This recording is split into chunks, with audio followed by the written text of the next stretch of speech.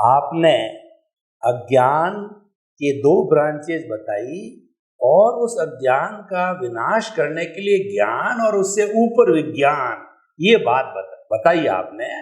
एक गांव का बिल्कुल आदिवासी टाइप का ऐसा व्यक्ति जो कि पढ़ा लिखा नहीं है, आपने स्वयं ने कहा, उसको भी आप कन्विंस करना चाहते हैं, तो दो सिद्धांत जो आपके मुख्य रूप से है कि मन वचन काया से मुक्त, ऐसा मैं शुद्ध आत्मा हूं, और मन वचन काया तथा उससे जुड़ी हुई अवस्था मात्र कुदरती रचना है, उस कुदरती रचना को देखना।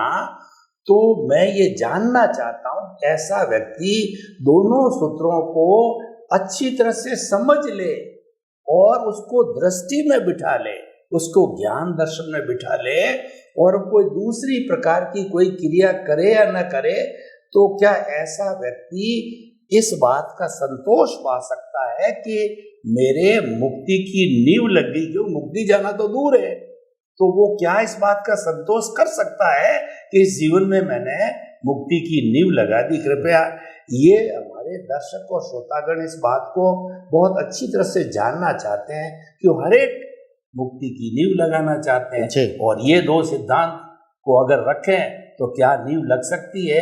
ये कृपया संतुष्टि दीजिए हमारे दर्शकों को। जी धन्यवाद। सबसे पहली बात मैं दर्शन की करूंगा, ज्ञान और दर्शन, उसमें दर्शन की बात करूंगा। हमारे जीवन में क्या होता है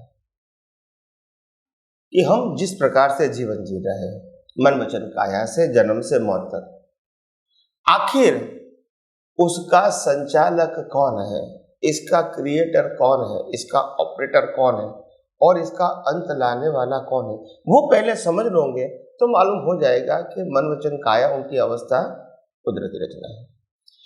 तो मैं आपको स्टेप बाय स्टेप समझाता हूं ताकि समझने के लिए आपको एकदम आसान हो जाए।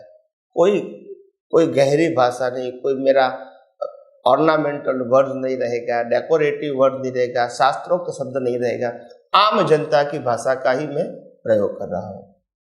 तो जैसे ये दुनिया में जितने भी मनुष्य हैं, वो मनुष्य के अंदर की जो सिस्टम है, डिजाइन, इंटरनल बॉडी की डिजाइन, वो सबकी एक है, अलग अलग नहीं है। और इसीलिए दुनिया का कोई भी डॉक्टर कोई भी बॉडी को रिपेयर कर सकता है, because the system is the same, internal system, जिसको हम डिजाइन कहते हैं। तो ये सिस्टम एक क्यों है? नेचर मेड है या मैन मेड है? अगर मैन मेड होती तो सबके अलग अलग होते, मगर नेचर मेड में तो ऑप्शन नहीं होता है। और इसीलिए हमारे सभी व्यक्तियों की इंटरनल सिस्टम फिजिकल वो नेचर मेड है, और इसीलिए सबकी एक है। इसीलिए सबसे पहली बात, ये शरीर की डिजाइन कुदरत ने बनाई।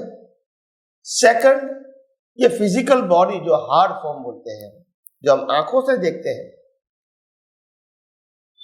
वो पंच महाभूतों का बनेला है, पृथ्वी, जल, वायु, अग्नि और आकाश। ये भी किसका है? कुदरत का है। डिजाइन भी कुदरत की, शरीर का रॉ मटेरियल पंच महाभूत वो भी कुदरत का है। उसके अलावा चलो शरीर तो कुदरत ने बना दिया, अभी उसको 100 साल तक जिंदा रखना है, तो मिनिमम रिक्वायरमेंट कोई भी बॉडी को क्या रहेगी? हवा, पानी और खुराक। वो भी कौन प्रोवाइड करेगी? कुदरत। हवा, पानी, खुराक का मैन्युफैक्चरिंग नहीं होता है, वो कुदरती बनाएंगे। वनस्पति भी कुदरत बनाएगी, हवा भी कुदरत की और पानी भी। ये तो हवा, पानी, खुराक वो भी कुदरत का है। इसके अलावा आगे जाएंगे तो हमारा जो जीवन है, लाइफ, मन वचन काया से चलता है, उसमें अलग अलग प्रकार के कर्मों के भुगतान के संजोग आते हैं। क्या वो हम बनाते हैं कि हम उस भुगतान के भोगी हैं? हमारे पास चॉइस नहीं होती है। क्या हम भुगतान स्वयं करते हैं या हमको करना पड़ता है? तो सभी को कंपलसरी है, राम को वनवास जाना ही है, चॉइस नहीं है। राम की सीता जी उठा के ले ही जाएगा, राम की चॉइस नहीं है, सीता जी की भी नहीं है। अगर गलत बात है तो भी राम की बात रावण नहीं मानेगा, युद्ध होके रहेगा। कृष्ण भगवान का भी जन्म जेल में हुआ था, कोई चॉइस नहीं, पैदा होते ही अलग माता पिता घर में रहना पड़ा, कोई चॉइस नहीं। महाभारत के अंदर इतना सारा समझाने, दुर्योधन को समझाने के बाद फेल हुए, नहीं समझ पाए, युद्ध करना ही पड़ा, चॉइस नहीं। भगवान महावीर को दीक्षा लेनी थी, बड़े भाई भाभी ने मना कर दिया, नो चॉइस। आप देखो चॉइस किसके पास, क्या हमारे पास है? नहीं। तो कहने का मतलब कर्मों के भुगतान के संजोग भी कुदरत देते। वंस अगेन आई रिपीट, ये कर्म, इस शरीर की डिजाइन कुदरत ने बनाई है। ये फिजिकल फॉर्म का शरीर जो पंच महाभूतों का है वो भी कुदरत का है। इनको जिंदा रखने के लिए हवा पानी खुराक भी कुदरत का है। तो कर्मों के भुगतान के प्रत्येक संजोग कुदरत देती है, और लास्ट में श्वास बंद भी कौन करती है? कुदरत। अभी आपने ये जो वर्णन सुना उससे तो आपको मालूम हो गया ना कि मन वचन काया जन्म से मौत तक उनकी सभी अवस्था कुदरती रचना है। तो कुदरती रचना है तो फिर देखने में क्या तकलीफ है? अगर नहीं देखोगे तो राग द्वेष हो गए ही, मैंने किया, तुमने किया, मेरा है, तेरा है। वास्तव में क्रिया भी कुदरत करवाती है और व्यक्ति या वस्तु की आपले भी कुदरती करवाती है। तो इसीलिए ये जो कुदरती रचना है वो समझना हमारे लिए बहुत इंपॉर्टेंट है। और मैं नेक्स्ट एपिसोड में और थोड़ा विस्तार से दर्शन की बात करूंगा और ज्ञान की भी बात करूंगा। स्वामी जी आपका बहुत बहुत धन्यवाद। स्वामी जी, आज इस एपिसोड में हम हमारे देश की बात कर रहे हैं। भारत देश है और हम आर्यों की संतान गिने जाते हैं। यहाँ आध्यात्मिकता प्रारंभ से है। भारत धर्म गुरु देश, सोने की चिड़िया रहा है। और आज हम देख रहे हैं कि भारत की शोहरत, भारत की साख, भारत की गुडविल है, आज पूरे विश्व के अंदर फैल रही है। आप देखिए 21 जून को अंतर्राष्ट्रीय योगा दिवस, योगा भारत की कृति, और जो है 2 अक्टूबर को पूरे विश्व के सभी देशों के अंदर महात्मा गांधी का जन्मदिन अहिंसा के रूप में अंतर्राष्ट्रीय अहिंसा दिवस में।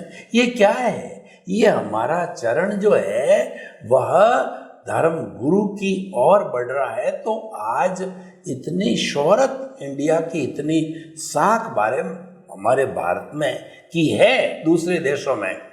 आप विदेश में घूमते रहते हो तो कृपया ये साख हमको क्यों मिली और इस साख को एज इट इज पूर्व की तरह कैसे बनाए रखे हैं, तो इसके लिए राष्ट्र प्रेम, राष्ट्र के प्रति भक्ति के रूप में कृपया हमारे सभी दर्शकों को बताइए, पूरे विश्व को बताइए, पूरे सारे हिंदुस्तानियों को बताइए।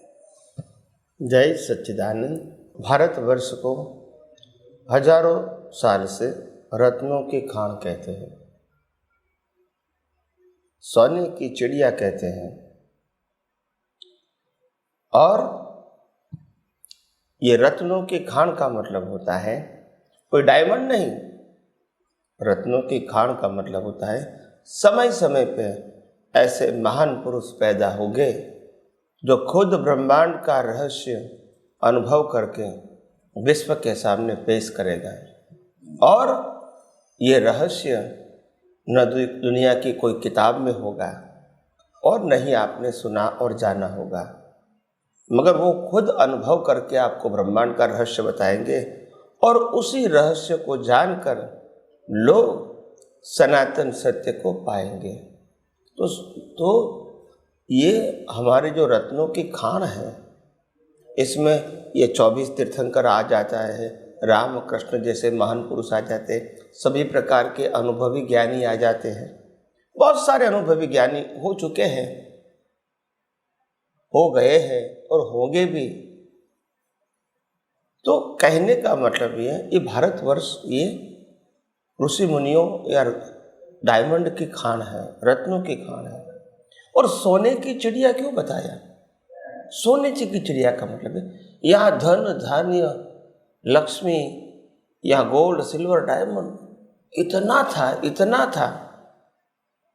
जब पहले लोग कहते थे, आज से करीब 50-100 साल पहले की बात है, लोग कहते थे कि भारत गरीबों का देश है, अनपढ़ लोगों का देश है, भूखे नंगे लोगों का देश है,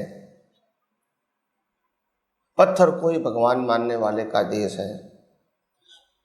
मैं आप सबको बताना चाहता हूं, 2000 साल की आप इतिहास पढ़ोगे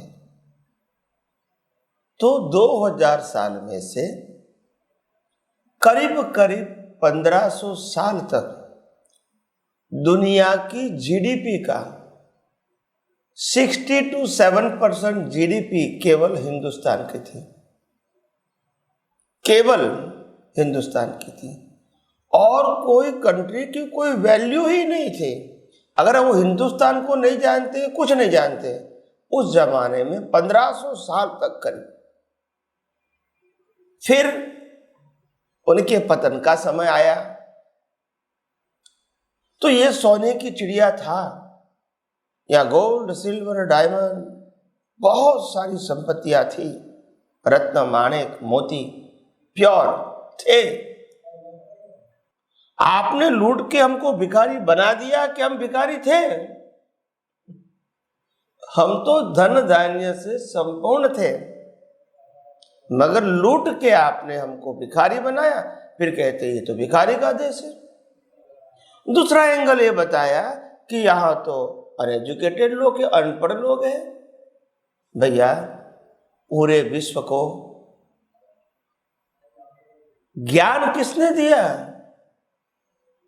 जब हिंदुस्तान था, बहुत बड़ा हिंदुस्तान था, अभी छोटा है भारत, ऐसा नहीं। ये ब्रह्मदेश, नेपाल, ये इंडोनेशिया, श्रीलंका सब हिंदुस्तान में आता था। चाइना का भी बहुत सारा हिस्सा हिंदुस्तान में था, रशिया का भी हिस्सा हिंदुस्तान में था। यानी हिंदू राजाओं की वहां अपनी टेरिटरी थी। तो कहने का मतलब यह है, उस जमाने में हिंदुस्तान के अंदर विश्व की सबसे बड़ी 7 विश्वविद्यालय थी, जिसके अंदर विश्व के बच्चे पढ़ने के लिए आते थे। हर प्रकार की शिक्षा यहाँ विद्यापीठ में मिलती थी, और सबसे बड़ी बात ये थी, यहाँ विद्यापीठ में फीस नहीं थी। नालंदा विश्व, नालंदा और तक्षशिला, ऐसी 7 विद्यापीठ थी, नालंदा और तक्षशिला के लेके और भी 5 है, तो 7 विद्यापीठ थी, जिसके अंदर विश्व के विद्यार्थी यहाँ आते थे। उस जमाने में तो वाहन भी अपनी कंट्री से चल के आते थे, और फिर उसका पढ़ने में क्या इंटरेस्ट है उसका टेस्ट लिया जाता था, और उसकी रुचि के मुताबिक इसको ज्ञान दिया जाता था। तो ये हमारी एजुकेशन सिस्टम थी। इसके अंदर सामाजिक जीवन, धार्मिक जीवन, आध्यात्मिक जीवन और एजुकेशन, बाह्य एजुकेशन, भौतिक, ये भी सिखाया जाता था। यहाँ आपको झाड़ू भी लगाना पड़ता था, कपड़े भी धोना पड़ता था, लकड़े भी काटना पड़ता था, रसोई भी बनाना पड़ता था, और लोगों की सेवा भी करना पड़ता था।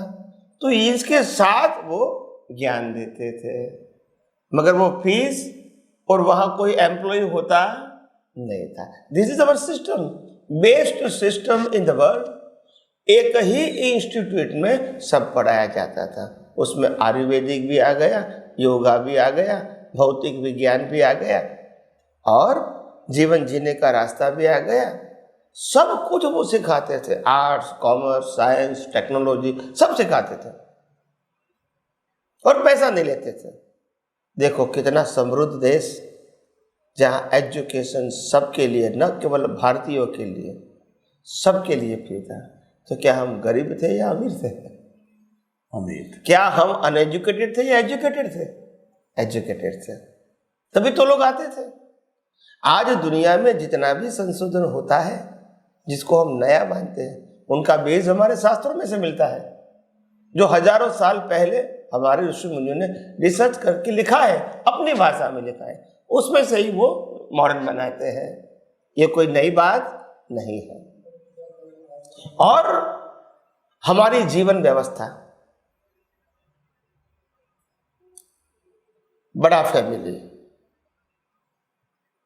क्योंकि वैसे तो हिंदू फिलोसॉफी में वसुधैव कुटुंबकम यानी पूरा विश्व ही हमारा परिवार है, ये हम मानते हैं। और इसीलिए ऐसा मानने के आधार से ही हम कहते हैं कि हमको जियो और जीने दोनों का अधिकार है। हमारी संस्कृति किसी को मार के जीने की बात नहीं करती है। अहिंसा परमो धर्म, ये हमारे हिंदुस्तान की फिलॉसफी है। अहिंसा परमो धर्म, उसका मतलब ये नहीं कि इंसान को नहीं मारना, इंसान को भी नहीं मारना है, एनिमल को भी नहीं मारना है, चींटी को भी नहीं मारना है, पशु पक्षियों को भी नहीं मारना है, इवन तो अननेसेसरी ये पेड़ को भी काटना नहीं है। ऐसी सूक्ष्म अहिंसा हमारे भारतवर्ष में हमारे धर्मगुरुओं ने, पूर्वजों ने बताई थी। पानी भी जीव वाला है तो कम पियो जरूरत जितना, अग्नि भी कम जलाओ, इसीलिए हम नेचुरल खुराक पकाते थे। ये सब बातें लिखी है। और उपवास करने का मतलब कम खाना और अपने स्वास्थ्य को मजबूत बनाना, ये सब पॉलिसी थी, ये साइंस था उसके पीछे, ये कोई धर्म नहीं था, मगर धर्म में जोड़ दिया ताकि लोग उसको फॉलो कर सकें। तो ये सब बातें हमारी थी। और मगर थोड़े समय के अंदर करीब 300-400 साल हमारे ऐसे बीत गए, लास्ट अप्रोक्सीमेट 500 ईयर्स ऐसे बीत गए कि हम अपनी विचारधाराओं से जीने के लिए हम मजबूर थे कि हम अपनी विचारधारा से जी नहीं सके, क्योंकि रूलर अलग थे। उन्होंने, अंग्रेजों ने एक बहुत बड़ा हिंदू संस्कृति को मिटाने का काम किया, सबको डिवाइड कर दिया। तुम हिंदू नहीं हो, ये बनिया अलग, ये वैष्णव अलग, ये ब्राह्मण अलग, सबको अलग कर दिया। और बाद में एक दूसरे के साथ सबको झगड़ा करवाया ताकि आपकी हिंदुइज्म की यूनिटी खत्म हो जाए और आप साथ में खड़े ही नहीं रहे।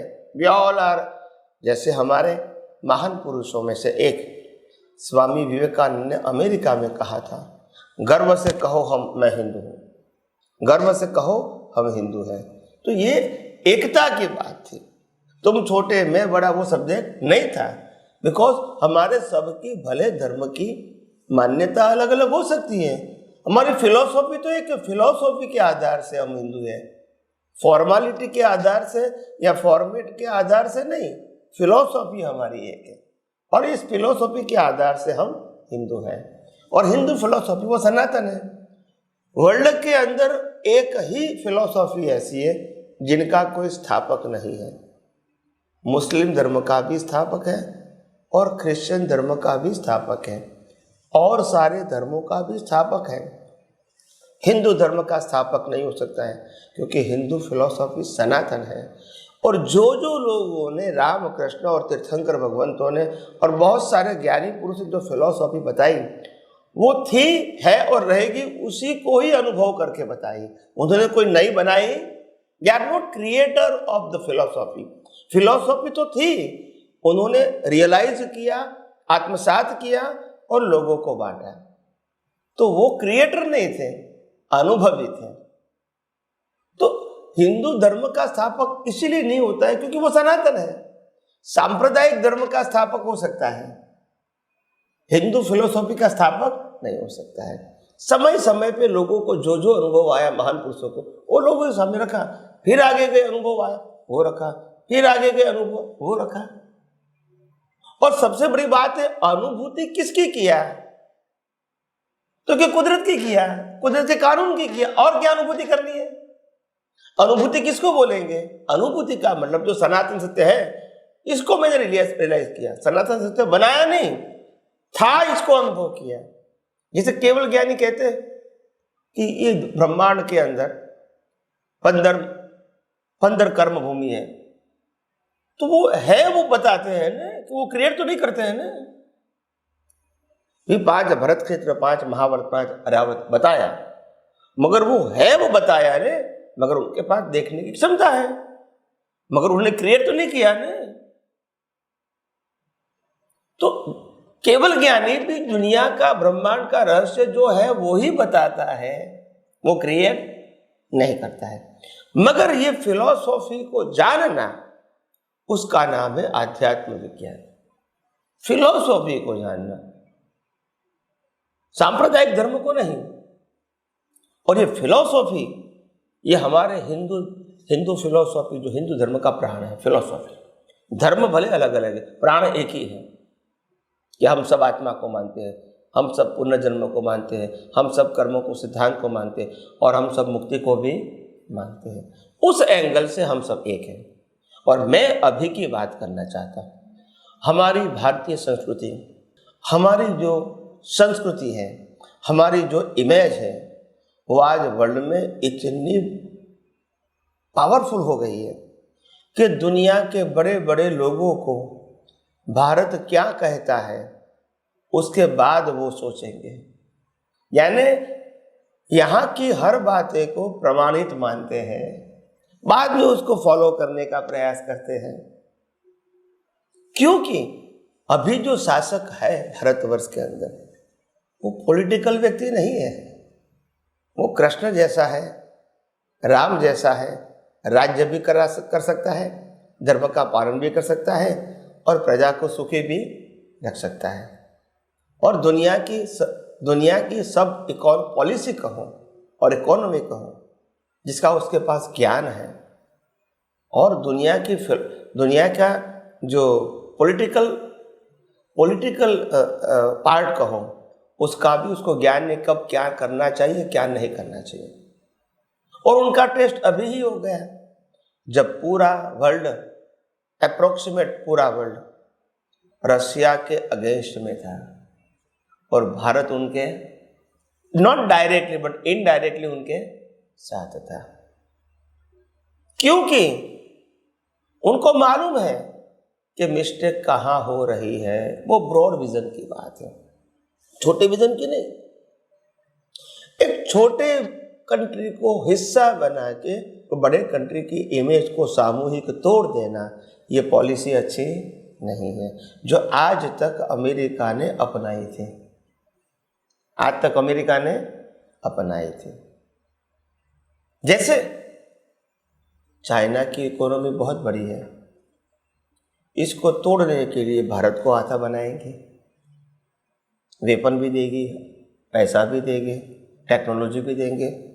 तो हमको ये समझना है कि आज तक इतने सालों से, करीब आज़ादी मिलने के बाद की बात करता हूँ, 70 सालों से हमको सभी परिस्थितियों में, वॉर में भी एक ही कंट्री ने हमको बढ़ चढ़ के सपोर्ट किया, वो था रशिया। और आज बोलता है कि तुम रशिया को क्यों सपोर्ट करते हैं। तो अभी एक पावरफुल व्यक्ति आया, उन्होंने हिस्ट्री को देखा और कैलकुलेशन निकाला, ये व्यक्ति की, ये कंट्री की पॉलिसी क्या है। कोई व्यक्ति को आगे नहीं आ देगा, और आगे आ गया तो छोटी बातों में सपोर्ट करके इसको मिटा दो। तो you check the whole history.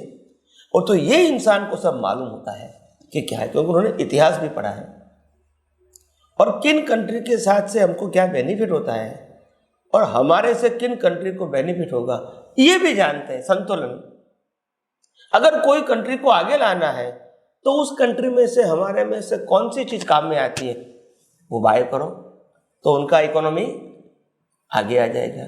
मगर अगर गलत काम करता है तो बाय करना बंद कर दो, इकोनॉमी डाउन। तो ये पॉलिसी हो गई। क्या हो गई? वॉर करने की जरूरत, युद्ध करना वो अंतिम उपाय है। क्या है? अंतिम। मगर बिना युद्ध किए भी बहुत सारे रास्ते हैं एक व्यक्ति को गलत से सही रास्ते पर लाने के लिए। जब इसकी इकोनॉमी खत्म हो जाएगी, एजुकेशन खत्म हो जाएगा, वहाँ के लोगों को खाना पीना, जॉब नहीं मिलेगा, पानी और बिजली के लिए तरसना पड़ेगा, रोड अच्छे नहीं गए, तभी तो लोग कहेंगे कि हमारी पॉलिसी सही नहीं है। तभी तो वो बदलने की अपने आप को कोशिश करेंगे। एनीवे, तो कहने का मतलब भारत का भविष्य बहुत उज्जवल है, वो विश्व गुरु बनने वाला है, उसमें कोई संशय नहीं है। और हमने अभी जो बात किया वो भारत की महानता की किया, और महान था, महान है और महान ही रहेगा। थोड़ा समय अप्स एंड डाउन सबको आता है, ऐसा आया, मगर आज जिस प्रकार से जिसके पास बागडोर है, तो हमको पूरा विश्वास है कि विश्व गुरु हम बनेंगे ही थोड़े समय के अंदर। जय सच्चिदानंद। स्वामी जी आपका बहुत बहुत धन्यवाद। आप अध्यात्म विज्ञान के साथ साथ आपने राष्ट्र प्रेम की बात कही, क्योंकि जननी जन्मभूमिश्च स्वर्गदा गरियसी, भारत माता हमारी जन्मभूमि है, उसके प्रति हमारा दायित्व है। अध्यात्म का जीवन जीकर भी जन्मभूमि के प्रति दायित्व, उसके प्रति प्रेम, उसके प्रति समर्पण, श्रद्धा, सारी बातें बताई तो हम लाभान्वित हुए, क्योंकि यह भी जीवन का एक पार्ट होता है। आपके प्रति बहुत बहुत कृतज्ञता समस्त श्रोतागणों की तरफ से बहुत बहुत धन्यवाद, साधुवाद। जय सच्चिदानंद। जय सच्चिदानंद।